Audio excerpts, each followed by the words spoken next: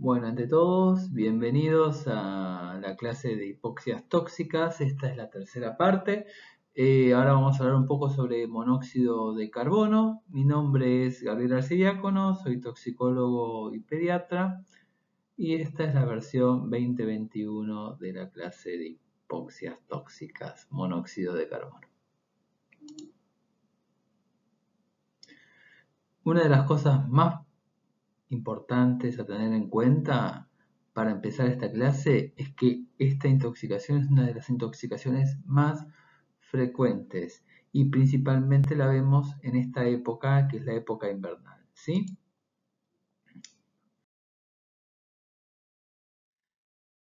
Entonces, ¿por qué es tan importante saber sobre las intoxicaciones con monóxido de carbono? Porque los síntomas son muy inespecíficos, generalmente hay baja sospecha clínica ante un paciente intoxicado y generalmente esto hace que haya un marcado subdiagnóstico de estas intoxicaciones. Esta intoxicación por monóxido de carbono se la reconoce como una enfermedad simuladora, ya que el médico que suele atenderla puede confundirla tranquilamente con otras afecciones, como por ejemplo gastroenteritis alimentarias, cardiopatías isquémicas, afecciones neurológicas diversas, ¿sí?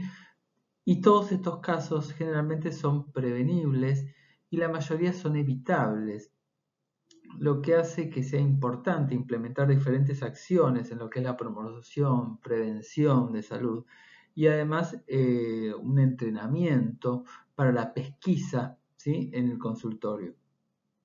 Otra de las razones que hacen necesario un diagnóstico y tratamiento adecuado de las intoxicaciones por monóxido de carbono es que está asociado a diferentes tipos y grados de secuela.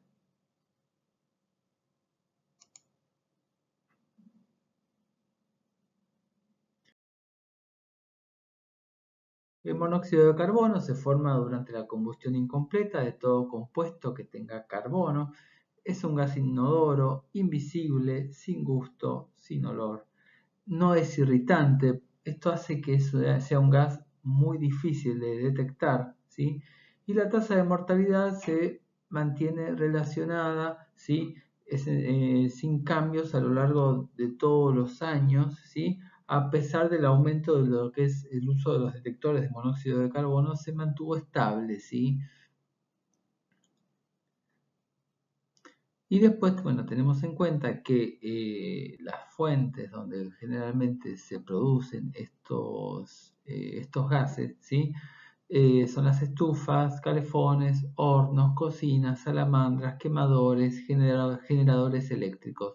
Y ahora vamos a profundizar un poquito sobre las fuentes.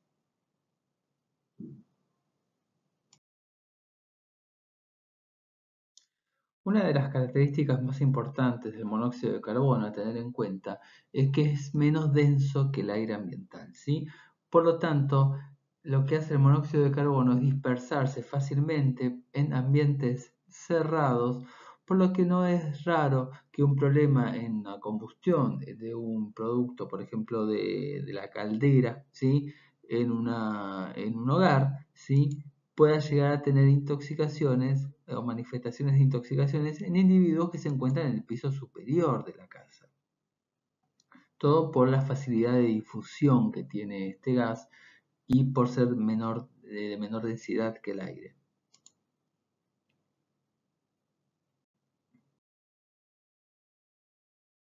En cuanto a las estadísticas, sabemos que en la Argentina se mueren aproximadamente 200 personas por año a causa del monóxido de carbono, principalmente en los meses de otoño e invierno. Generalmente está relacionada a intoxicaciones en conglomerados y está relativamente asociado, ¿sí?, con los cortes de energía durante el mal clima, ¿sí?, tormentas, vientos, en donde se cierran las ventanas y en donde el hogar se termina transformando en una cámara de gas. Entre 2011 y 2015 se reportaron aproximadamente 12.000 casos de intoxicaciones por monóxido de carbono y con un promedio de 8 casos cada 100.000 habitantes.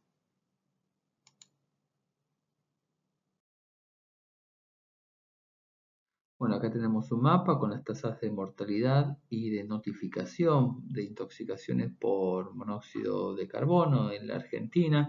Fíjense la relación con los cordones montañosos, con lo que es el sur de la Argentina y los principales aglomerados, por ejemplo, cerca de la capital federal, ¿sí? O en Buenos Aires, donde hay mucha cantidad de habitantes.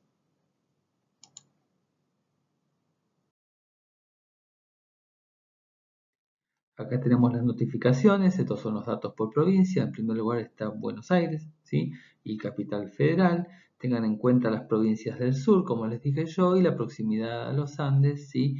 Que se relaciona con el frío y obviamente con las intoxicaciones con monóxido de carbono.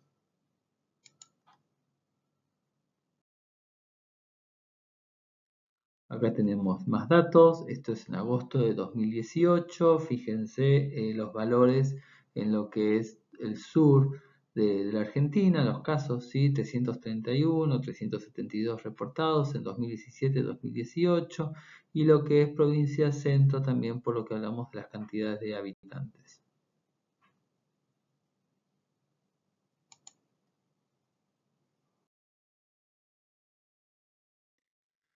En cuanto a las fuentes, dijimos que las fuentes involucraban lo que es la quema, ¿sí? De carbón, madera, gas natural, todo esto para calentar o para cocinar. Los generadores eléctricos también pueden ser causa de intoxicación, principalmente en verano ante los cortes de electricidad. Y tener en cuenta también los trabajadores en estacionamientos subterráneos, que también son espacios cerrados. Todas estas fuentes, todos estos sistemas de calefacción que pueden ser defectuosos van a generar monóxido de carbono.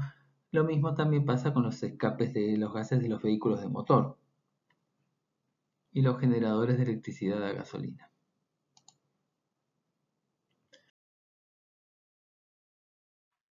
Bueno, en este dibujo que ya lo vimos un ratito antes, ¿sí? Tenemos en cuenta lo que es la generación de monóxido de carbono con lo que es el motor de combustión interna, en este caso tenemos un coche, ¿sí? Y los hornos de combustión de gas natural, principalmente el calefón. Tengamos en cuenta que el calefón es la principal causa de intoxicación por monóxido de carbono en Capital Federal y las estufas y los hornos también como causa de intoxicación.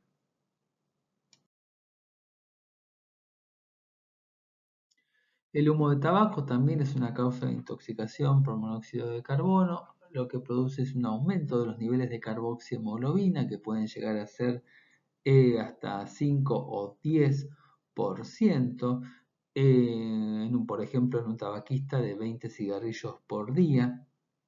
Y los fumadores pasivos también, cuando viven en ambientes con elevados niveles de humo de tabaco, también pueden tener aumento de los niveles de carboxihemoglobina.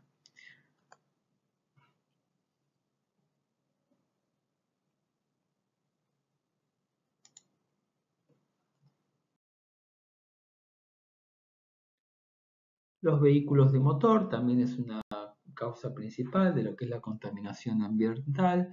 Tenemos los niveles de monóxido de carbono pueden ser mayores a 9 partículas por millón en una calle muy transitada. Y piensen, bueno, en lo fatal que puede llegar a ser estas cantidades de monóxido de carbono en espacios cerrados.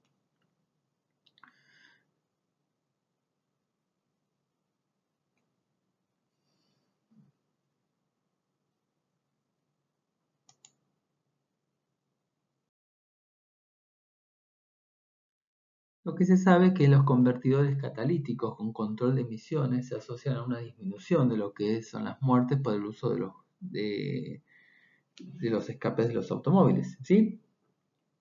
Pero de todas formas los ocupantes de las plataformas de las camionetas de las pick-up y de los botes, más cuando hay un problema en lo que es la eliminación de estos gases por un defecto mecánico de lo que es el vehículo, ¿sí? También corren riesgo de intoxicación por monóxido de carbono en estos espacios, ¿sí? Que también se consideran cerrados.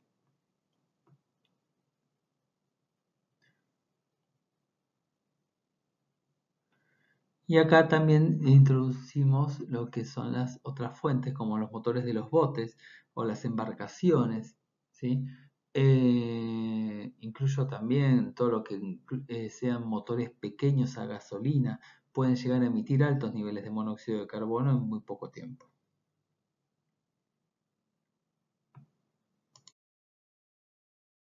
Otras fuentes de monóxido no tan frecuentes para tener en cuenta son las máquinas que se alimentan con propano, ¿sí?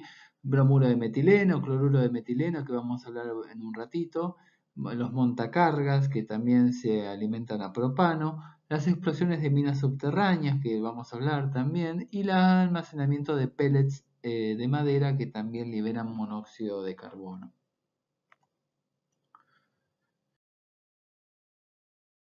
En cuanto al cloruro de metileno, es un decapante, ¿sí? Un hidrocarburo. La absorción puede ser dérmica, oral o por inhalación. Se emplea para restaurar muebles o pintar superficies que ya previamente fueron pintadas y si es necesario el uso de estos decapantes. O sea, sirven para eliminar pinturas, barnices, óxidos, esmaltes en diferentes soportes como metal, azulejo, madera, cemento, etc. El uso del decapante está especialmente recomendado para utilizarse en aquellos soportes en los que solo con la lija no es posible eliminar toda la pintura. Y estas sustancias, al ser ingeridas o por absorción dérmica o inhalatoria, como dijimos, es capaz de formar monóxido de carbono por metabolización hepática. Y los niveles de carboxihemoglobina alcanzan su punto máximo en estos casos a las 8 horas o más tarde después de la absorción de este hidrocarburo y oscilan entre un 10 a un 50% de carboxihemoglobina. Debido a la producción continua de este monóxido de carbono por formación hepática, la vida media aparente de la carboxihemoglobina va a ser mucho más prolongada que en el caso de la intoxicación por vía inhalatoria por los gases de monóxido de carbono que vimos hace un ratito, ¿sí? Por lo tanto, los niveles de carboxihemoglobina después de la exposición al cloruro de metileno son proporcionales a la concentración y a la duración de la exposición y son, o sea, tienen una vida media mucho más prolongada. Otro hidrocarburo parecido es el diclorometano, que también es un solvente industrial, es también removedor de pinturas y después de ser inhalado, por ejemplo, se metaboliza vía hepática y siendo así otra causa de intoxicación por monóxido de carbono sin que el monóxido de carbono esté específicamente en el ambiente.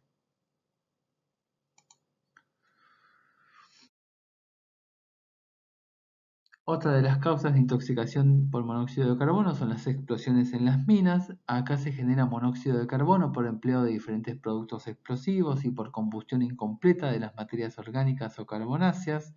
Por eso se emplearon estos pajaritos, ¿sí? Para ingresar en las minas porque son mucho más sensibles a estos gases tóxicos. Por lo tanto, los mineros se daban cuenta de la presencia del monóxido de carbono o de otro gas tóxico cuando al ave le pasaba algo, ¿sí?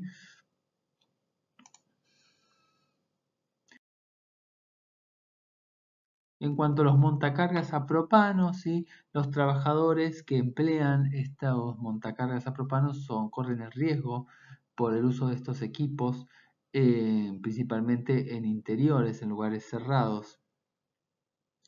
Tienen la capacidad de producir por lo menos 10.000 partículas por millón de monóxido de carbono en el escape.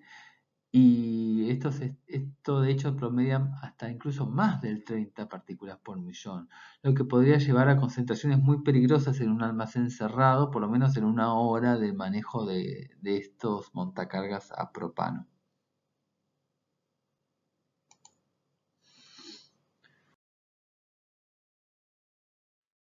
Otras fuentes de monóxido de carbono, que también vamos a hablar un poquito, son los absorbentes anestésicos, causantes del síndrome del lunes por la mañana, las linternas y estufas de campamento, las parrillas de carbón, el tostado de café, los incendios, que también vamos a hablar, la descomposición del ácido fórmico y los equipos que funcionan con gasolina, así que ya hablamos un poquito antes.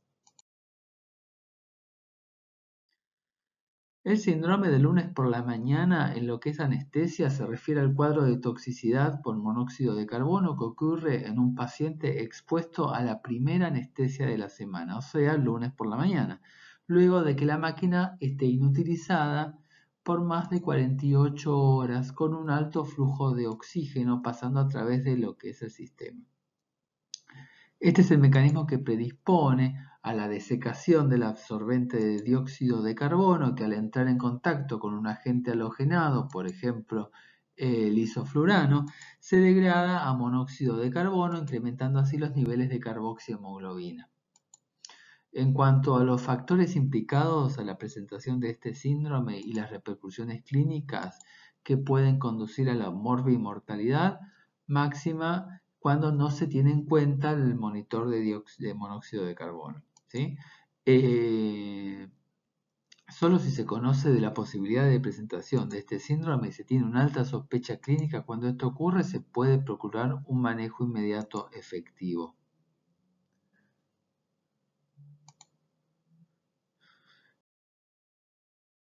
En cuanto a los incendios y el monóxido de carbono, tenemos que tener en cuenta la exposición ocupacional, principalmente de los bomberos a los incendios, ¿sí? Al monóxido de carbono, y que estos son una causa frecuente de muerte de intoxicación por monóxido de carbono.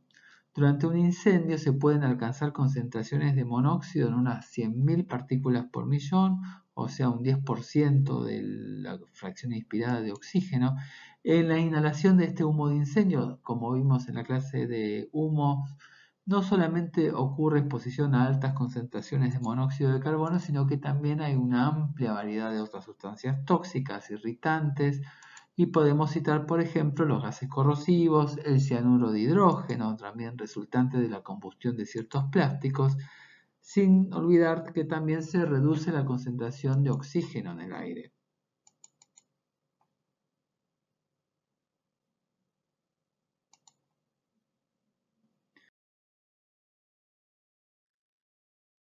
Otra de las cosas a tener en cuenta es que el monóxido de carbono puede difundirse muy fácilmente a través de los paneles de yeso, lo que conocemos como Durlock, ¿sí? Y las placas antihumedad. Estas no son limitantes para lo que es la difusión del monóxido de carbono, porque son muy porosas.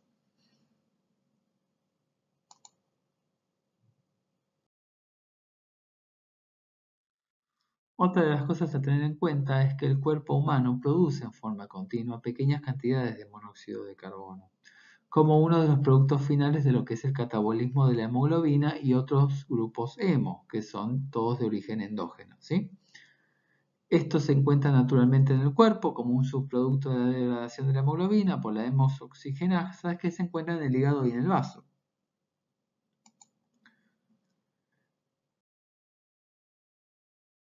Entonces, es normal la concentración de carboxihemoglobina del 1 al 2% de lo que es la hemoglobina total en un individuo sano.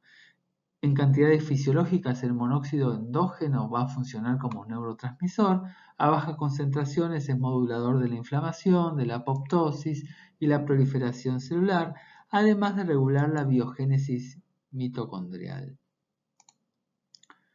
Acá tenemos lo que es la liberación de monóxido de carbono por la metabolización de los grupos hemo.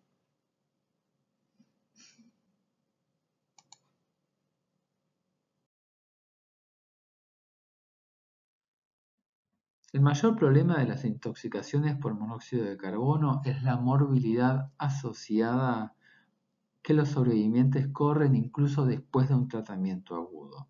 La complicación más grave son las secuelas neurológicas persistentes o retardadas o las secuelas neurocognitivas retardadas que se van a presentar hasta en un 50% de los pacientes con intoxicaciones agudas sintomáticas graves.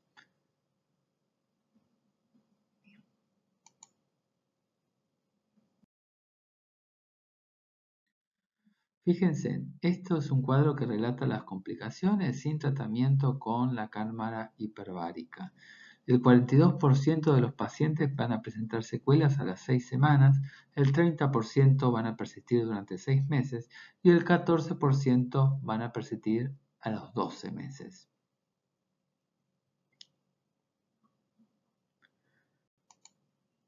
Fíjense en cómo cambia con el tratamiento con cámara hiperbárica. Acá vamos a tener el 24% de secuelas cognitivas a las 6 semanas, un 17% a los 6 meses y un 14% a los 12 meses.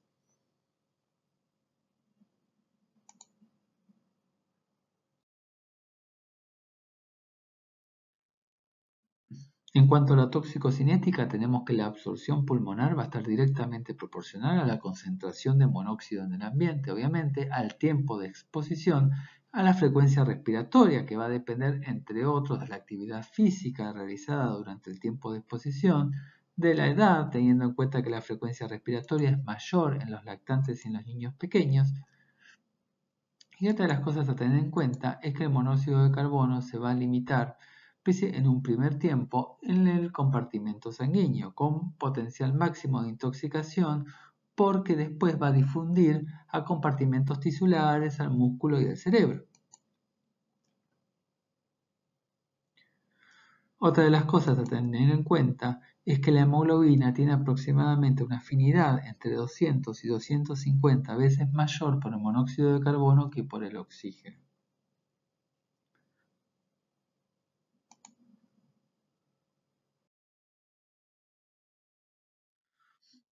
Otra de las cosas a tener en cuenta es que la vida media de la carboxihemoglobina va a variar según el oxígeno donde esté expuesto nuestro paciente, ¿sí? Si nuestro paciente va a estar expuesto a oxígeno ambiental, a un FiO2 de 21%, la vida media de la carboxihemoglobina va a ser aproximadamente de 3 a 4 horas. Si a este paciente lo vamos a poner al oxígeno al 100%, pero normovárico, o sea, acá estamos hablando de una máscara de no reinhalación al 100%, la vida media va a bajar a 30-90 minutos. Y si el paciente va a estar a oxígeno al 100%, pero hiperbárico, o sea, 2,5 atmósferas, la vida media va a bajar a 15 a 23 minutos. Tener en cuenta que en el caso de intoxicación por cloruro de metileno, que dijimos que la vida media aumentaba hasta 13 horas en este caso, ¿sí?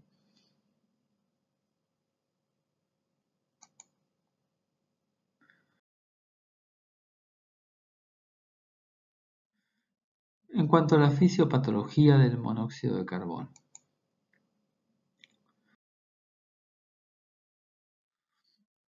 Dijimos entonces que el monóxido de carbono tenía una alta afinidad por la hemoglobina y principalmente se va a unir al grupo hemo de la hemoglobina, lo que va a generar una hipoxia de tipo anémica.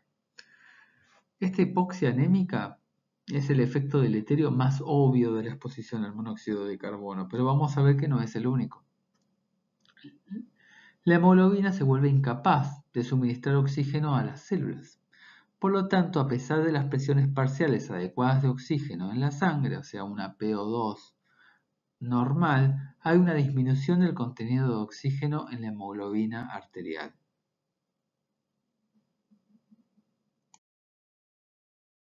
El dosaje de esta carboxihemoglobina que se forma gracias a la unión del monóxido de carbono con la hemoglobina, vamos a necesitar sangre parinizada. Esta sangre la vamos a llevar al laboratorio en la misma jeringa. Empleamos un obturador, ¿sí? Que es esa tapa roja que se observa ahí, y la sangre puede ser arterial o venosa. Por preferencia, por el dolor de la extracción, utilizamos la sangre venosa. No es necesario el empleo de sangre arterial para el dosaje de carboxihemoglobina. Es un concepto importante esto.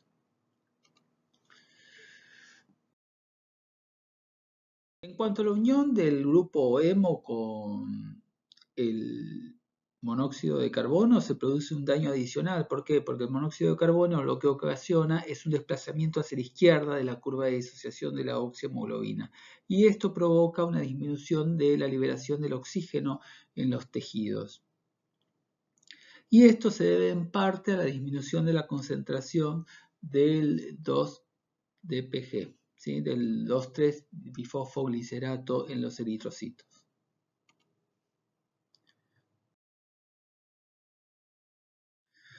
En cuanto a las embarazadas, lo que vemos es que el monóxido de carbono produce hipoxia fetal. ¿Por qué? Porque pasa la barrera placentaria. Y además tiene un efecto teratogénico, provocando alteraciones en el sistema nervioso central, malformaciones en extremidades, encefalopatías, retraso de crecimiento intrauterino y sufrimiento fetal.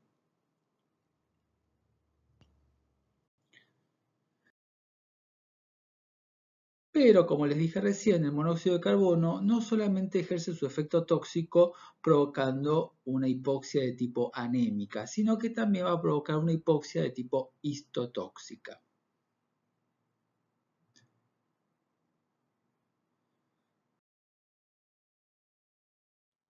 El monóxido de carbono va a interferir con la respiración celular por su unión al citocromo C oxidasa mitocondrial, y esto se observó en modelos de rata in vitro. Se demostró que este estrés oxidativo provocado por el monóxido de carbono va a afectar principalmente la zona del hipocampo y del cuerpo estriado, y además provoca pérdidas de células en lo que es la corteza frontal, lo que se asocia a disminución del aprendizaje y de la memoria. Esto es importante para lo que viene dentro de un rato.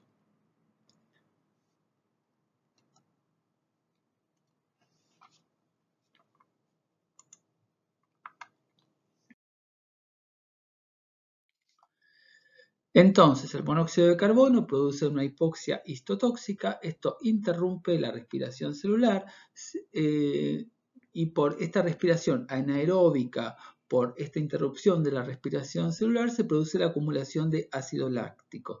Esto provoca una acidosis metabólica con GAP aumentado.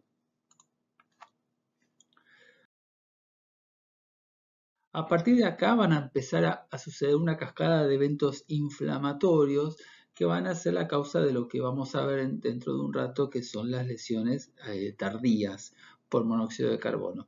Entonces, esta cascada de eventos inflamatorios se va a provocar por una reperfusión luego de la isquemia del cerebro después de una intoxicación con monóxido de carbono.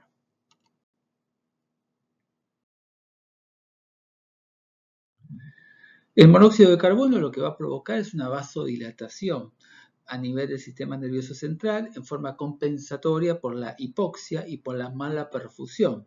Y esto hace que pase líquido al intersticio cerebral, hay un desplazamiento del óxido nítrico plaquetario además, y esto va a provocar una hipertensión endocraniana, que es la característica de la intoxicación por monóxido de carbono que produce cefalea.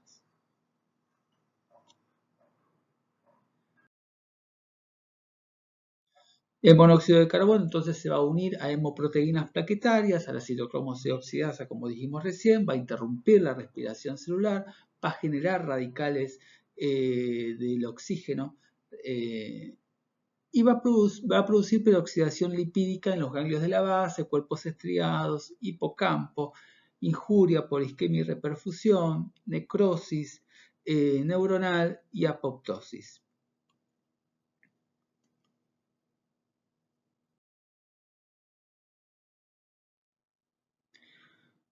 Luego los glóbulos blancos se adhieren a toda la microvasculatura cerebral dañada. Esto provoca cambios endoteliales, a lo que es provocado por el radical óxido nítrico. Y ahí también el monóxido de carbono desplaza el óxido nítrico de las plaquetas, que a su vez forman también peroxinitrilos, más radicales libres. Y el óxido nítrico también es responsable de gran parte del daño endotelial por el monóxido de carbono, por toda la disfunción de la citocromo oxidasa.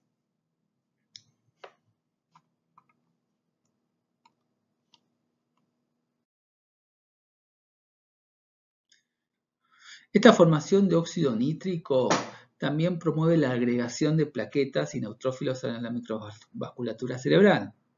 hay degranulación de estos neutrófilos, hay liberación de más proteasas, y vamos a ver que se genera más y más daño a medida que pasa el tiempo. El resultado final de todo esto es una peroxidación lipídica retardada de las neuronas y destrucción que se va a relacionar con la disminución del aprendizaje, que es lo que vimos en los roedores.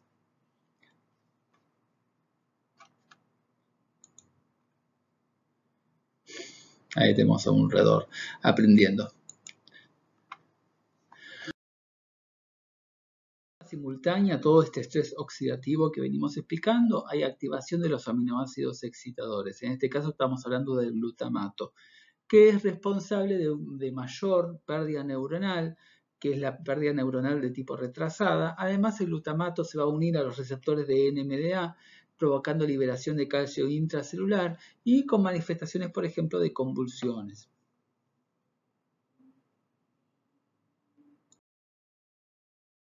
Las áreas cerebrales afectadas se van a manifestar entre 1 a 3 semanas después de la intoxicación. En los animales lo que se obtiene es una evidencia histológica de necrosis neuronal a nivel de la corteza frontal, globo pálido y cerebelo. Hay afección de los ganglios de las bases, del cuerpo estriado y del hipocampo. Y esto provoca déficit del aprendizaje y de la memoria.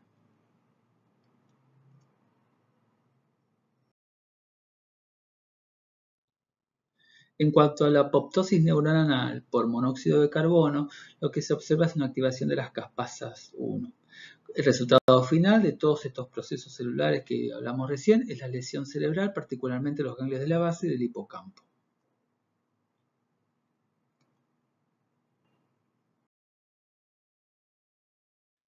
En cuanto al monóxido de carbono y el miocardio, el monóxido de carbono también tiene afinidad por la mioglobina cardíaca, no solamente por la hemoglobina. Por lo tanto, el monóxido de carbono va a tener 220 veces más afinidad que el oxígeno por la mioglobina. En esta condición lo que va a exacerbar es la hipoxia tisular existente y por la misma hipoxia anémica que hablamos recién, al causar mayor depresión miocárdica e hipotensión.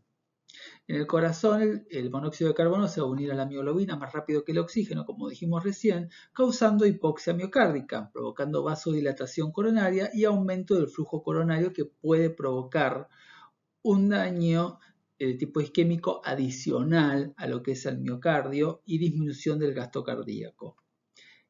El bajo gasto cardíaco y la hipotensión, a su vez, pueden producir disminución de la perfusión cerebral, o sea, mayor daño al cerebro de lo que hablamos hace un rato, y contribuir así con toda esta lesión cerebral hipóxico-isquémica.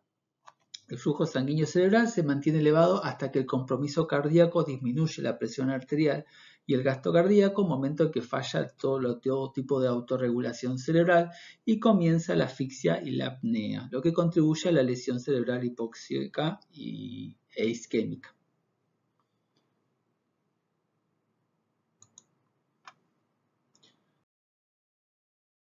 Por lo tanto, entonces, la mioglobina que se va a unir al monóxido de carbono, junto a la hipoxia generada por la formación de la carboxihemoglobina, que va a disminuir la capacidad de transporte de oxígeno de la hemoglobina, va a contribuir a la aparición de arritmias en el individuo.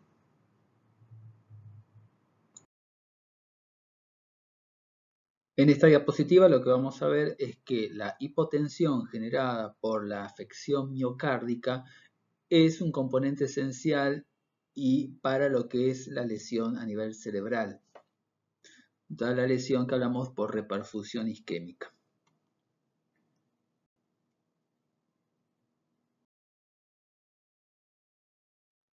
El monóxido de carbono, como dijimos, es vasodilatador. Quizás por su similitud al óxido nítrico, activa lo que es la guanilato ciclasa, que a su vez relaja el músculo liso vascular. Además, también el monóxido de carbono, como dijimos recién, desplaza aún más el óxido nítrico de las plaquetas, lo que da lugar a una vasodilatación adicional. El monóxido de carbono endógeno incluso funciona como el óxido nítrico, provocando vasodilatación. Las concentraciones endógenas bajas, como dijimos, de de monóxido de carbono, de carboxihemoglobina, son fisiológicas y participan de todo lo que es la vasodilatación, ¿sí? El problema es cuando aparecen concentraciones excesivas del monóxido de carbono por una fuente exógena, donde ahí el monóxido de carbono se vuelve problemático, ya que además persiste más tiempo que el óxido nítrico.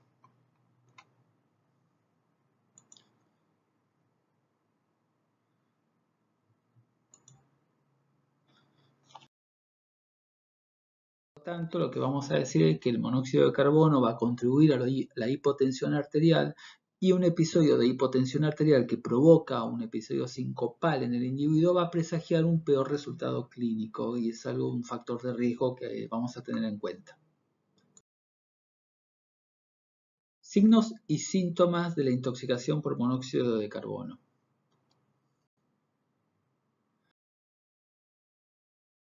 Intoxicación aguda. Acá vamos a tener tres esferas a tener en cuenta. Por una parte, lo que es cardiológico, lo metabólico y el sistema nervioso central.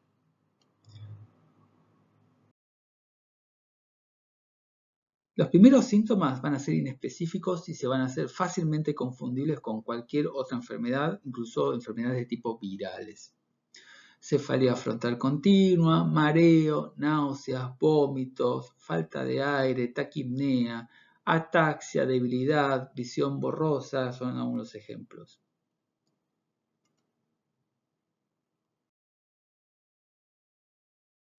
Disminución de la tolerancia al ejercicio, dolor de pecho, isquemia miocárdica, arritmias extrasístoles ventriculares y disminución de la fracción de eyección cardíaca a nivel cardiovascular. Manifestaciones neurológicas, acá tenemos la cefalea, como dijimos recién, que es frontal y es continua, mareo, ataxia, síncope, convulsiones, signo de foco y coma. El sistema nervioso central es el sistema que es más sensible a la intoxicación por monóxido de carbono. En pacientes sanos pueden manifestar dolor de cabeza, mareo, ataxia, con niveles de monóxido de carbono, de carboxihemoglobina, de 15 a 20% aproximadamente. Con niveles más altos o exposiciones más largas, ahí podemos llegar a presentar síncopes, convulsiones o hallazgos neurológicos focales que pueden llegar a sugerir una ACV y coma. Dentro de un día de exposiciones que resultan en comas, muchos pacientes van a mostrar una disminución de la densidad de la materia blanca central y del globo pálido en la tomografía computada o en la resonancia magnética.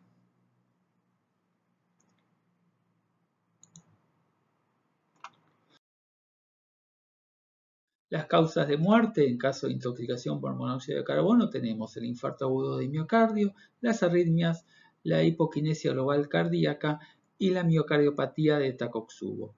Estos pacientes van a tener una mayor propensión a la mortalidad cardíaca, casi un tercio de morir dentro de los 8 años después de la intoxicación por monóxido de carbono grave, principalmente por taquicardias paroxísticas y fibrilación ventricular.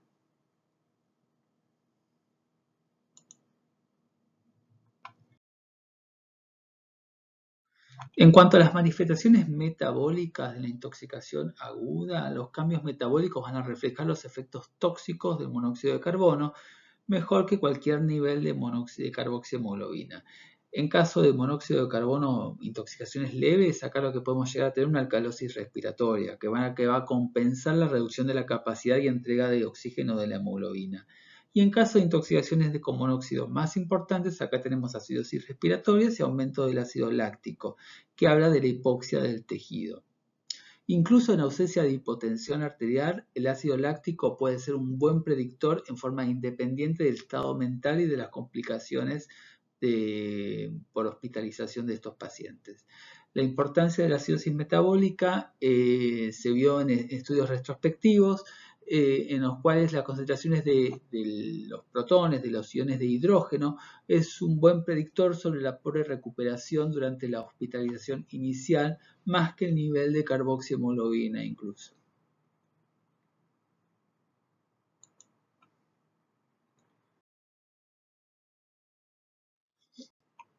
En cuanto al monóxido y el edema pulmonar, no estaría relacionado con el monóxido en forma directa, Se ve en casos de monóxido severo, en particular aquellos que requieren intubación endotraqueal.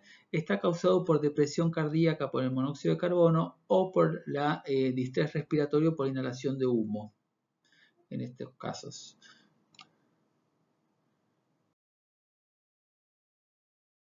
¿Qué pasa con el monóxido de carbono y el músculo? Aunque se producen síndromes de mionecrosis e incluso compartimentales, rara vez producen lesiones renales agudas.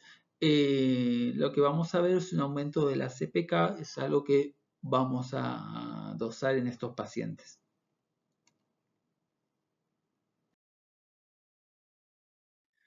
Otras manifestaciones tenemos las hemorragias retinianas, la coloración de la piel rojo cereza, las bullas cutáneas después de exposiciones severas, es clásico pero es poco común.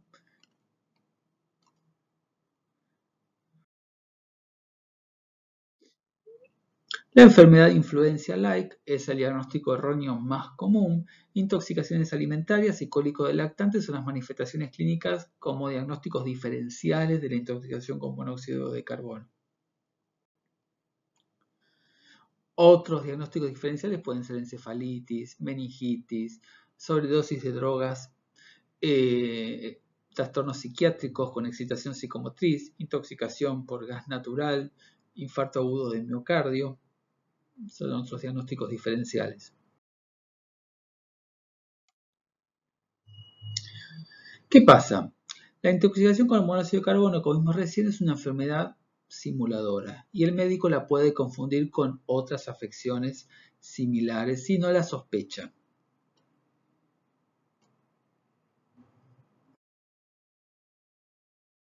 ¿Qué exámenes complementarios vamos a tener en cuenta?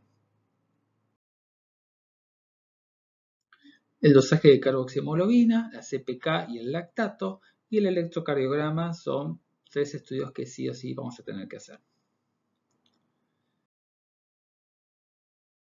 Recordar que la toxicocinética del monóxido de carbono depende del oxígeno que respire el paciente. ¿Sí?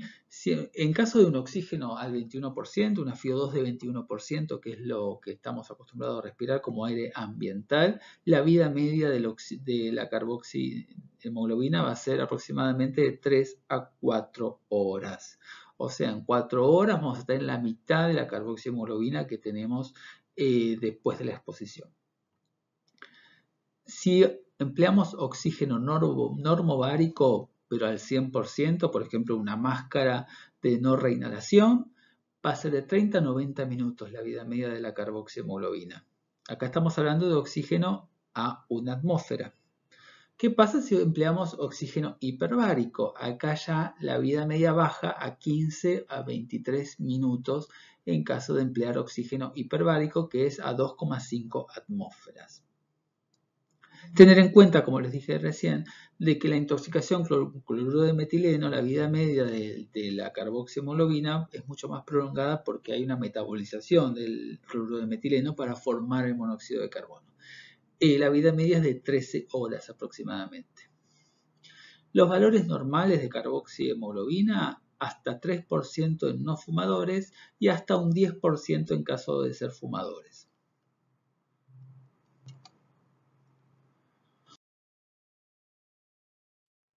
Otros exámenes complementarios, como dijimos, la determinación de carboxihemoglobina va a ser un biomarcador de efecto. ¿Por qué? Porque evalúa la interacción entre el monóxido de carbono y la hemoglobina. No dosa directamente el monóxido de carbono en sangre, sino que dosa la unión del monóxido de carbono con la hemoglobina. Es una prueba diagnóstica útil. Empleamos sangre venosa, como dije recién, con jeringa parenizada, sin cámara de aire. Los niveles elevados va a confirmar una exposición, pero los niveles normales o bajos no la van a descartar. ¿Por qué? Porque va a depender de la cantidad de oxígeno que estuvo respirando el paciente, si estuvo con máscara, si estuvo respirando oxígeno ambiental, cuánto tiempo estuvo entre la exposición hasta que nosotros le sacamos sangre. Eso va a modificar los valores de carboxihemoglobina de nuestro paciente. Así que acá en este caso la clínica va a ser soberana para poder diagnosticar una exposición a monóxido de carbono.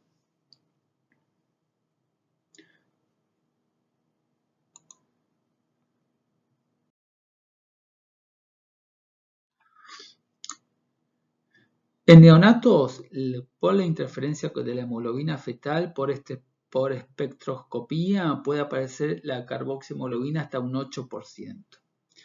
En pacientes con anemia hemolítica, recordemos que el monóxido de carbono es un subproducto natural de la descomposición de la protoporfirina, así que puede aparecer niveles más elevados de carboxihemoglobina, y con los fumadores, como dijimos recién, hasta un 10%.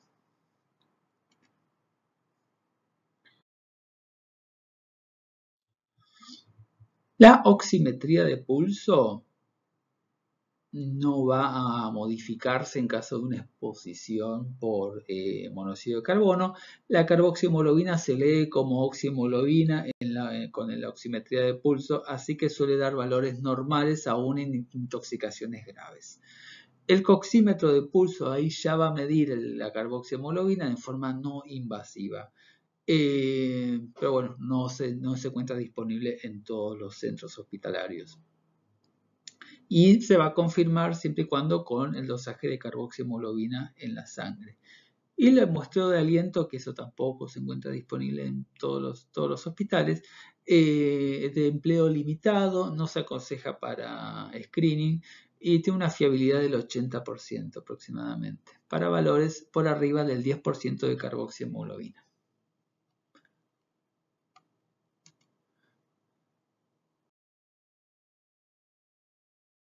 En cuanto al laboratorio, sabemos lo de la acidosis metabólica, el aumento del ácido láctico, que va a ser un índice de gravedad. Incluso se considera que puede llegar a ser un índice de gravedad mejor que la carboxihemoglobina. Y las troponinas aumentadas también pueden ser de importancia, a veces incluso sin alteración del electrocardiograma y del ecocardio. El pH arterial, como dijimos, la valoración arterial de la sangre arterial no se correlaciona bien ni con el examen neurológico inicial ni con el nivel de carboxihemoglobina, por lo que no es un criterio muy útil para decidir la necesidad de tratamiento por cámara hiperbárica. Por lo tanto, lo vamos a reservar para pacientes graves, no para todos los intoxicados por monóxido de carbono. La especificidad del lactato, si bien es baja en las víctimas por inhalación de humo, en quienes se usa generalmente para evaluar una intoxicación concomitante por cianuro.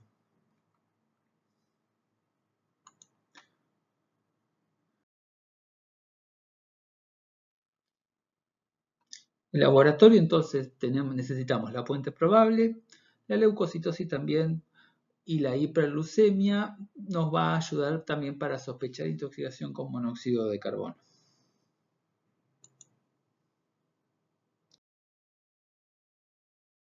Tratamiento de la intoxicación por monóxido de carbono.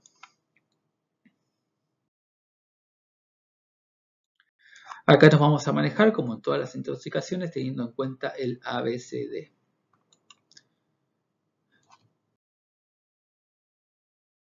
El pilar de tratamiento es la atención inicial a las vías respiratorias. El efecto inmediato del oxígeno va a ser mejorar la disociación de la carboxihemoglobina y proporcionar oxígeno al 100% tan pronto como sea posible, obviamente con el paciente fuera de donde se encuentra la fuente de monóxido de carbono, que va a ser el primer paso a dar, ¿sí? Que el paciente se vaya de la fuente y después proporcionar el oxígeno. El oxígeno al 100% puede ser con mascarilla facial de no reinhalación, con mascarilla de presión positiva o con tubo endotraqueal, según lo que sea necesario. Una mascarilla sin reinhalación va a administrar el 70 al 90% del oxígeno. Es necesaria una mascarilla de presión positiva o un tubo endotraqueal para lograr concentraciones más altas de oxígeno. Y recordemos que la vida media puede llegar a ser aproximadamente de 5 horas a FiO2 del 21% y que va a bajar con oxígeno al 100% con máscara.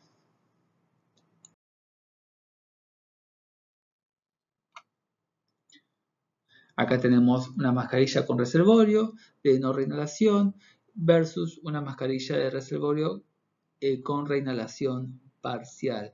Acá tenemos un sistema valvular que va a permitir que el paciente no vuelva a reinhalar el aire que expira. Por eso se prefiere las mascarillas de no reinhalación.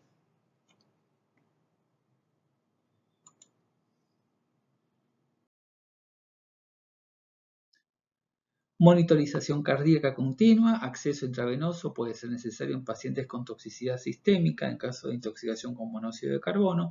La hipotensión debe tratarse inicialmente con líquidos intravenosos, puede llegar a necesitar inotrópicos en el caso de intoxicaciones graves. Electrocardiograma y marcadores cardíacos. Se recomienda siempre una evaluación de lo que es la isquemia cardíaca, por ejemplo, como dijimos, con electrocardiograma, marcadores cardíacos en pacientes sintomáticos en riesgo. Por ejemplo, exposiciones prolongadas, más de 2 horas, estado mental alterado. En los hombres se ven mucho más frecuentemente estas manifestaciones cardiológicas. El ecocardiograma es razonable en estas intoxicaciones. Casi las 3/4 partes de los pacientes intoxicados con troponinas elevadas mostraron cardiopatías con disfunciones globales o cambios similares al Takotsubo en el caso de las intoxicaciones con monóxido de carbono. Siempre se tienen que seguir los protocolos estándar de soporte vital avanzado en cardíacos para el tratamiento de pacientes con arritmias potencialmente mortales. Bueno, acá tenemos una cámara hiperbárica de multiplaza. Acá se va a administrar oxígeno de tipo hiperbárico a 2,5 atmósferas.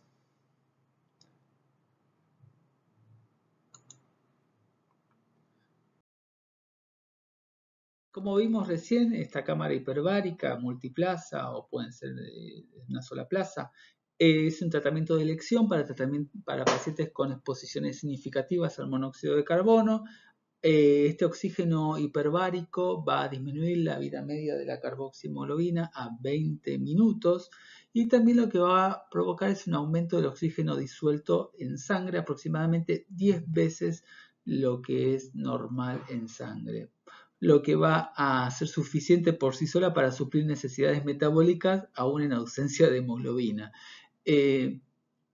La mayoría de estos pacientes ya están estabilizados y tienen cantidades apreciables todavía de carboxiemoglobina con oxígeno ambiental antes de la preparación para un tratamiento con la cámara hiperbárica. Estos trámites para hacer un oxígeno hiperbárico no se hace de un momento al otro, sino que ya son pacientes que ya tuvieron con oxígeno al 100% o con oxígeno ambiental antes del tratamiento. El fundamento de la cámara hiperbárica es más que eliminar realmente la carboxiemoglobina en forma rápida, como dijimos, una vida media de 20 minutos, sino que va a tener la función de prevenir la formación de peroxidación lipídica a nivel cerebral y la lesión por reperfusión isquémica. Va a acelerar lo que es la regeneración de la citocromo C oxidasa, que está inactivada por el monóxido. Es más efectiva que el oxígeno a una atmósfera para restaurar la función mitocondrial y previene la alteración de toda la lesión de los neutrófilos y los efectos de las plaquetas a nivel del sistema nervioso central. Estos efectos protectores de la cámara hiperbárica versus el oxígeno al 100% para prevenir lo que es el deterioro de la actividad neuronal es importante para estos pacientes, principalmente para lo que es el déficit retardado por el monóxido de carbono. Esto es en forma teórica, como vimos en las diapositivas previas, todavía no está demostrado del todo de que sea realmente 100% efectiva, si bien se sigue empleando y su uso es recomendado todavía.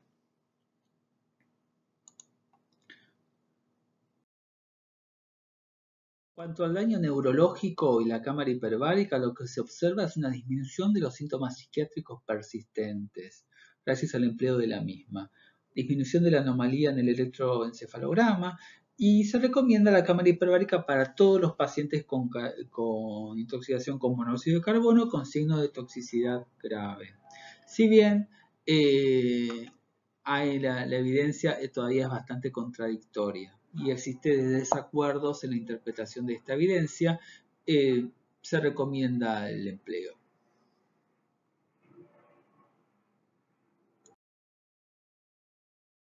Con oxígeno hiperbárico lo empleamos con oxígeno al 100% en una cámara hiperbárica a presión absoluta de 2,5 atmósferas y esto se emplea por 90 a 120 minutos. Generalmente es una sola sesión, se administra dentro de las 6-12 horas de la exposición, reduce la vida media de la carboxiemoglobina a 20 minutos, aumenta la cantidad de oxígeno en plasma por 10, como dijimos recién, aumenta la producción de ATP por activación de las citocromos oxidasas, reduce el estrés oxidativo y reduce la inflamación. Los pacientes, cuanto más tarde se tratan con cámara hiperbárica, tienden a tener peores resultados en términos de secuelas tardías. Por eso te recomendamos la cámara hiperbárica entre las 6 y las 12 horas de la exposición.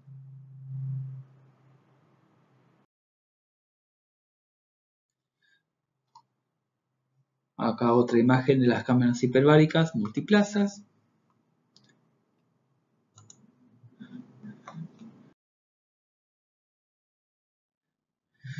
Las indicaciones de la cámara hiperbárica, los pacientes con mayor probabilidad de beneficiarse con la cámara hiperbárica son aquellos que puedan llegar a tener mayor riesgo de secuelas neurológicas persistentes o tardías.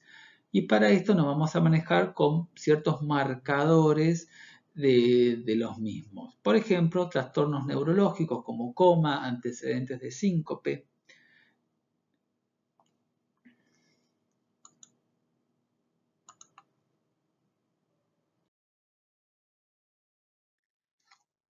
Convulsiones, déficit neuronales focales, disfunción cerebelosa, estado mental alterado con un Glasgow menor de 15, antecedentes de pérdida de conocimiento, manifestaciones leves que no resuelven con oxígeno al 100%. Los pacientes con signos neurológicos leves como la cefalea requieren por lo menos varias horas de oxígeno con mascarillas sin reinhalación para que los síntomas se resuelvan. Si en este caso no se resuelven, ahí sí se recomienda la cámara hiperbárica. Pero la cefalea no es una indicación de cámara hiperbárica.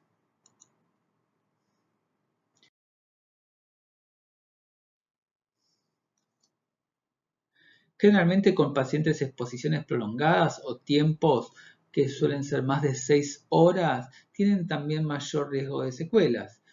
Edades mayores de 36 años o la duración de la exposición al monóxido de 24 horas o más también se asociaron a disfunciones cognitivas.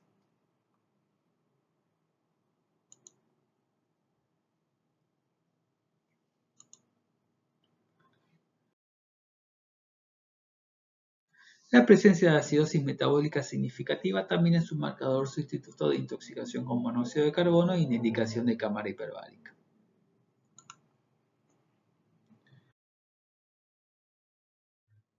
Los pacientes con manifestaciones cardíacas, por ejemplo isquemias miocárdicas, también tienen una indicación de cámara hiperbárica.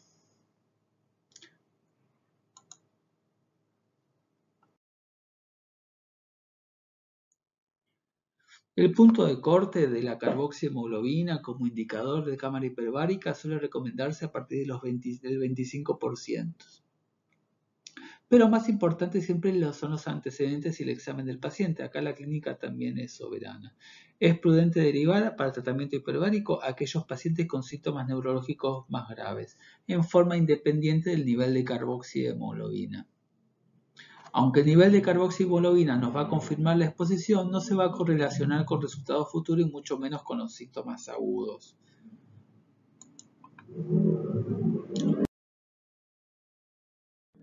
En cuanto al monóxido de carbono y el embarazo, hay una alta incidencia de daño fetal y de muerte fetal después de intoxicaciones maternas graves.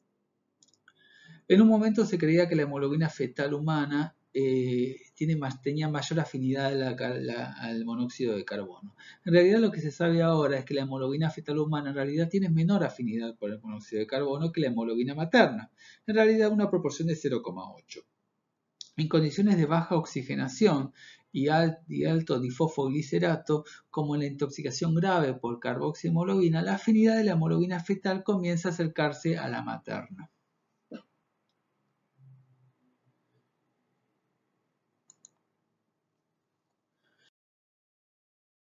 El problema más importante de la exposición a monóxido de carbono en embarazadas es que al haber disminución de precipitada del contenido de oxígeno arterial fetal, ocurre en cuestión de minutos y a concentraciones de monóxido de carbono de 3.000 partículas por millón. Por lo tanto, la hipoxia resultante del feto, en lugar de lo que realmente es el aumento de la carboxiemoglobina fetal, es lo más preocupante en estos casos. Son más sensibles a los efectos del monóxido de carbono. ¿Por qué? Porque tienen mayor tasa respiratoria y metabólica. Son más susceptibles. Sus resultados a largo plazo generalmente suelen ser más favorables que lo que sucede con los adultos. Y la pérdida de conocimiento prolongada sería el factor de riesgo más importante en ellos. En este caso también tiene mucha importancia lo que es la valoración del lactato. Incluso los niveles de lactato son más importantes que lo del carboxiemoglobina en estos pacientes, así que no olvidarse de dosar ácido láctico.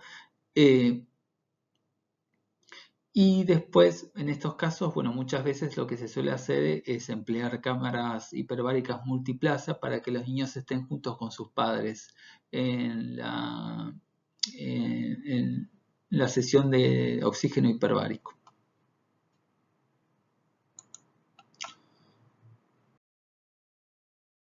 En forma de resumen, las indicaciones de cámara hiperbárica, acá tenemos los trastornos neurológicos, no cefalea, náuseas y vómitos, sí lo que es síncope, coma, convulsiones, estados mentales alterados, trastornos del Glasgow, confusión, carboxiemoglobina por arriba de 25, función cerebelosa anormal, embarazo con carboxi mayor o igual a 15 o sufrimiento fetal, edades mayores de 35 años y exposiciones prolongadas a partir de 24 horas.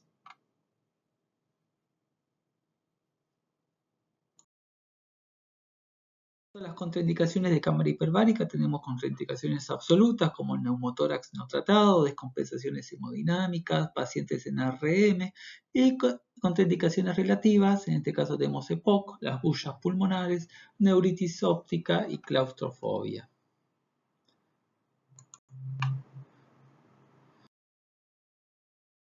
Complicaciones de la cámara hiperbárica, barotrauma, daños en senos nasales, rotura del oído medio, daño pulmonar, toxicidad por oxígeno y embolia gaseosa. Siempre respetar el límite de 2,5 atmósferas y la duración de 120 minutos para evitar la aparición de estas complicaciones.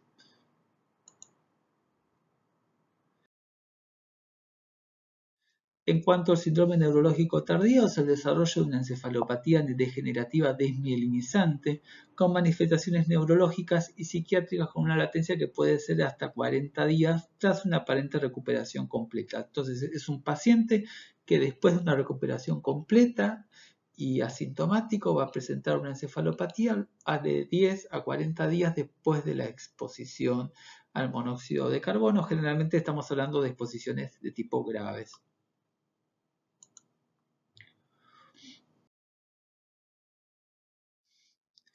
Se puede ver en el 15 al 40% de los intoxicados graves, generalmente pueden ser más en ancianos.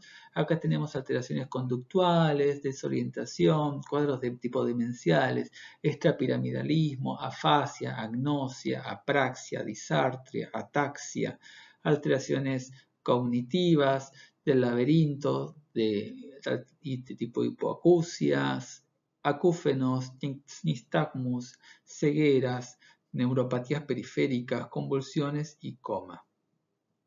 De todos estos síndromes neurológicos tardíos, del 35 al 75% de los casos pueden resolver en un año.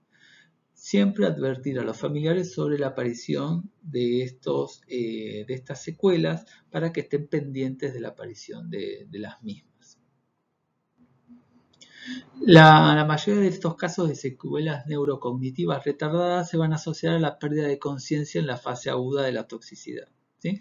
Tiene que haber un episodio de hipotensión. Afortunadamente, incluso sin cámara hiperbárica, entre 1/3 y 3/4 de los casos con secuelas cognitivas persistentes pueden resolver durante el año.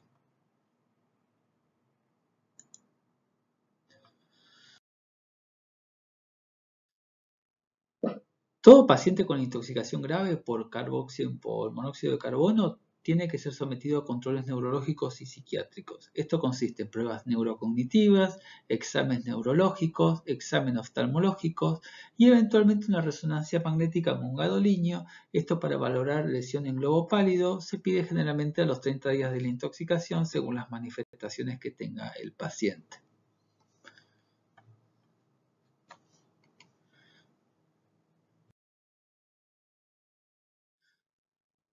Acá tenemos unas imágenes de necrosis del globo pálido relacionadas por monóxido de carbono.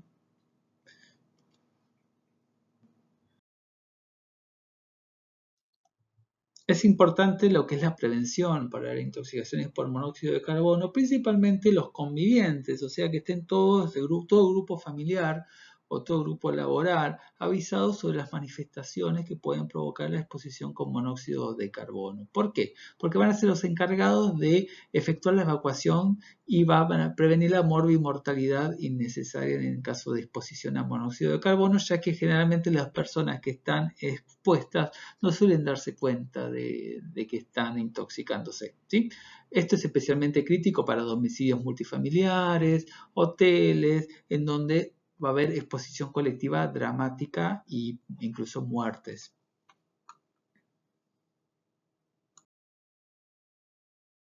Ahora en forma rápida les voy a comentar algunos tratamientos actualmente en estudios para intoxicaciones con monóxido.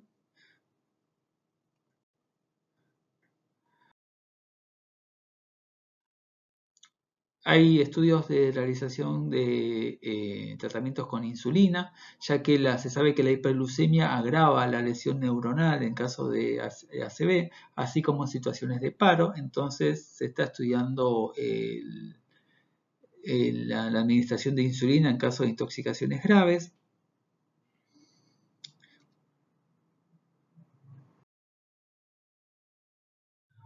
Otro tratamiento innovador es el bloqueo de neurotransmisores excitatorios, como hablamos del glutamato. En caso de, bueno, hay terapias neuroprotectoras con bloqueo de aminoácidos excitadores que están implicados en lo que es la muerte neuronal. Están todavía también en estudio. En este caso estamos hablando de ketamina, disosilpina, son dos antagonistas del glutamato. Bueno, ahí en la imagen del ratoncito pasando el laberinto. Tratamientos innovadores antioxidantes, acá dimetilsulfóxido, disulfiram, van a prevenir déficit de aprendizaje y memoria cuando se administran después de la intoxicación con monóxido de carbono. Esto todavía se ve en ratones. El uso de estos u otros tratamientos relacionados son prometedores. Necesitamos más pruebas todavía para evaluar posibles efectos adversos. La N-butilftalida es un extracto de la semilla de apio que tiene una variedad de efectos neuroprotectores, que aumenta el flujo sanguíneo, tiene efectos antioxidantes y antiapoptóticos. Se adoptó a partir de la investigación sobre accidentes cerebrovasculares. Ya hay estudios con 185 pacientes gravemente intoxicados, en donde se vio mejoría de lo que es las manifestaciones neurológicas.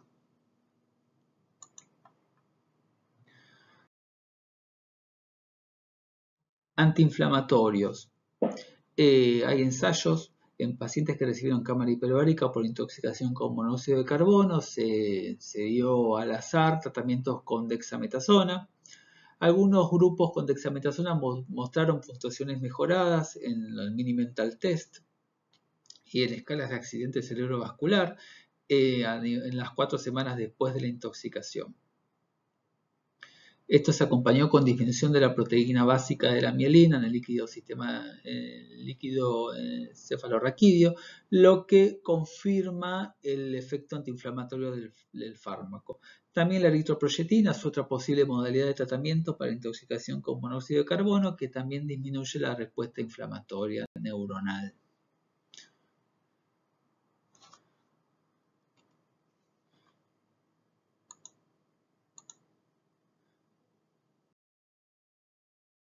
Vamos a hablar un poquito sobre intoxicación crónica con monóxido de carbono, en donde las manifestaciones más importantes son los dolores de cabeza persistentes y los problemas cognitivos después de exposiciones a largo plazo, siempre a bajas concentraciones de monóxido de carbono.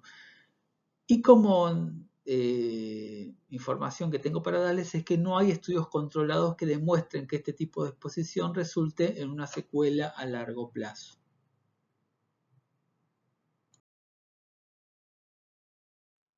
Lo que se recomienda como estándar en el lugar de trabajo para la exposición con monóxido de carbono ambiental es de 35 partículas por millón promedio durante 8 horas con un límite máximo de 200 partículas por millón en un periodo de 15 minutos.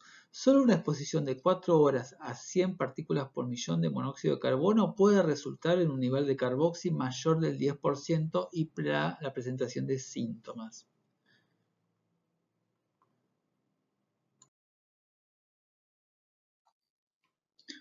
Y finalmente, para cerrar con monóxido de carbono, les voy a comentar los errores más comunes que presentamos los médicos en el momento de diagnosticar una intoxicación con monóxido de carbono. Primero es la confusión con gas de cocina. Son dos gases completamente diferentes.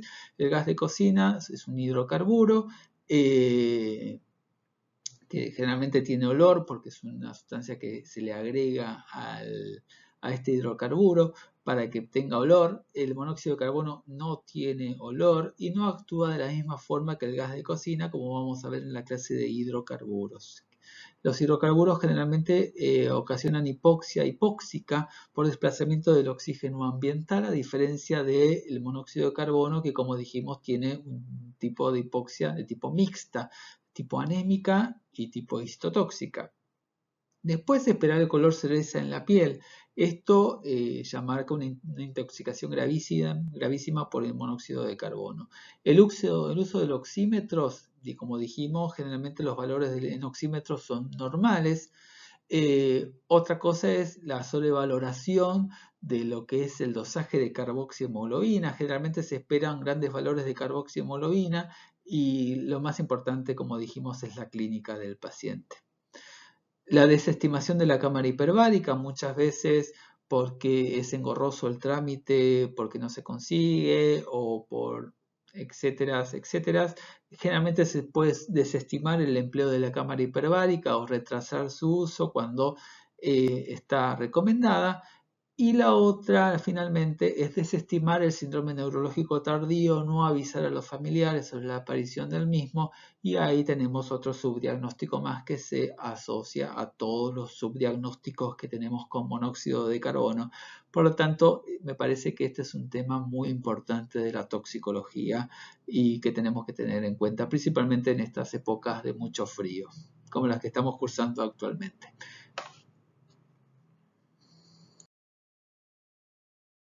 Y bueno, finalmente muchas gracias por su atención y nos vemos en el próximo video.